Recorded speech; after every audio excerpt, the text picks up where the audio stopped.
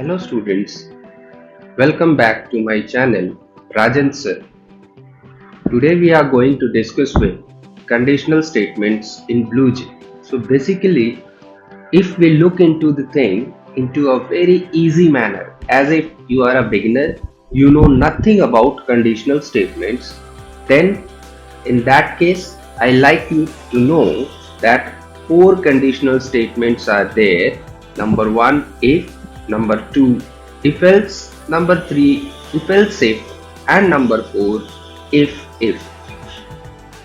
Today I will be explaining you all these four conditional statements along with their syntax and example. Let's start working with if. Why we need if in our program? When, according to program's logic, you want to check only one condition, then we need if in our program.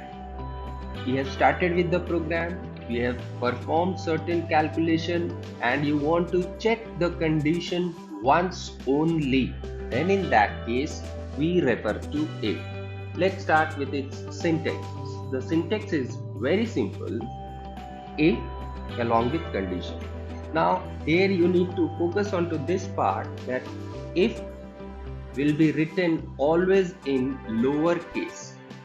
You cannot write down like if. This is wrong. This is wrong. And here you can see if is having condition. You cannot write if without a condition. So whenever you are mentioning if, there must be a condition. So now let's get back to the syntax. If this condition is true, then only you are allowed to go to that statement which is following just below if. Either you are performing certain printing of the value or calculation of the particular variable. Let's see the example. If 100 equal to 100, if this condition is true, yes, the condition is true, so this will allow you to go to this part, and it will do what? It will be printing whatever statement you have written or whatever calculation you are performing over it. Always remember, if cannot be written without a condition, and if will always be written in lower case. This is right. If you write down like this is wrong. If you write down like this is wrong. If you write down like this is wrong. Only way of writing if is in lower case. After if, we are going to get started with if else. If else is the second part of conditional statement as mentioned in the first slide. Why we need if else? When we are working onto a program where the logic needs to get divided into two parts. Two part means, let's take an example of the program that you are accepting a number and you want to check whether the number is even or odd. Then in that case, a number can be either even or it can be odd. Right now, there is no third condition present. Then in that case, you will be using if else. Suppose another example is, you are accepting an age of a person and you want to check whether the person can vote or not. So right now you have only two conditions. Either the person can be eligible for voting or the person cannot vote. So your condition will be, if the person is greater than equal to the age of 18, person can vote, or if the age of the person is from 1 year to 17 years, then in that case the person cannot vote. So you will be writing the program as if age greater than equals to 18. You have got one condition and you will throw the flow to the next else part, else the person cannot vote. Let's see the syntax over here. What you can see, if written with a particular condition, and just below it you can see the statement or calculation, and then you can see else, and then again statement or calculation. If the condition mentioned over here gets true, you are going to reach this part. If the condition mentioned over here is getting false, you will be sent to else part, which means you will be executing this statement or calculation part. Now over here again, I like to point out that it will always have one condition and else cannot have any condition with itself. If you want to write a condition with else, again you will have to mention it as else if, and in this part there will be condition.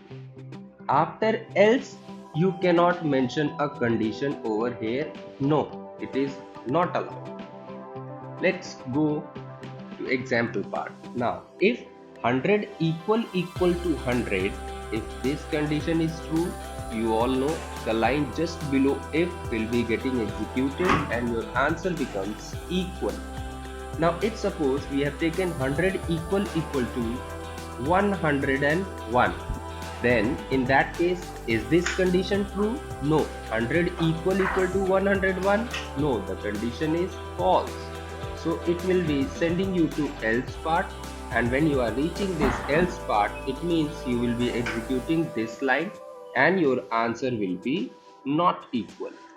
So when you have to check a condition and other than that condition, you want to mention another path where the flow of the program should reach, then in that case we use if else. Let's go to our next part, that is if else if. In if else if, we mention two or more than two conditions, and all the conditions that we mention, out of them only one condition is supposed to be true. If more than one condition gets true, it means there is some problem into your program's logic, or it may generate error if you are not following the instruction that when we are using if else if, only one condition is supposed to be true. Let's come to the syntax part. If this condition gets true, you will be allowed to execute this part. If the same condition gets false, you will be sent to next else if part, and if this condition gets true, this statement gets executed. If the second condition is also false, it will send you to else part, and whatever statement or calculation you have written over there, that gets executed. Let's take an example of this part. If 100 equal to 101, so the condition is false, it will be sending you to else part. Here it's checking else if 200 equal to 200, yes, the condition is true, so your output will be equal. When out of these three any one condition gets true, it doesn't goes to the next part, and the next part doesn't get executed if you have written the program correct. Let's say this time the value of 200 equal to 201. Okay, and now let's begin from the first condition. If 100 equal to 101, the condition is false, so it will send you to the next part, else if. If 200 equal to 201, again the condition is false, so it will send you to the last part, and last part is not having any condition, so it will print not equal. Every time it's not a compulsion that this else will never contain any condition. In some of the programs, the last else can have some condition associated with if. That is also allowed. Let's start with the next part of our video, that is if. What is the need of if?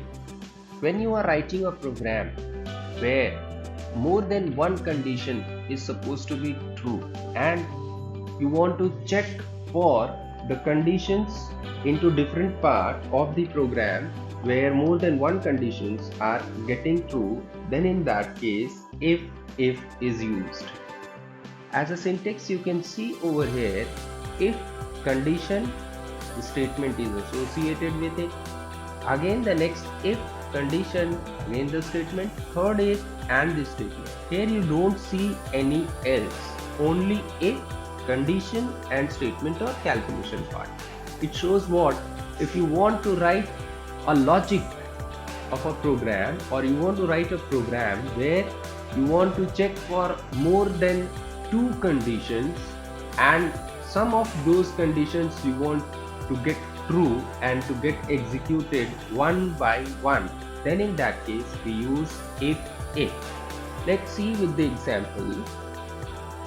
example part.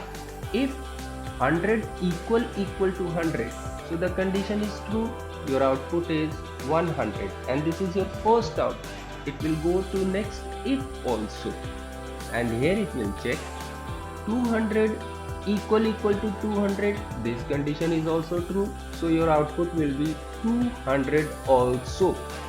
Again it will go to the next if part and it will check if 300 equal to 300, again the condition gets true and your output is 300 also.